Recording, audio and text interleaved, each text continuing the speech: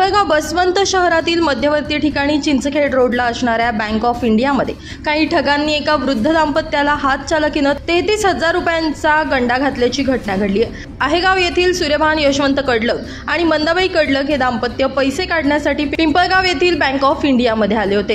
Cash काउंटरच्या जवळ पैसे मोजत असताना तुम्हाला कमी पैसे मिळाले असं सांगून हातचालकीनं दोन भामट्यांनी वृद्ध दाम्पत्याचे 33,000 रुपये लांबवले आणि ते पसार झाले। हा सर्व प्रकार बँकेच्या सीसीटीव्ही मध्ये कैद झाला।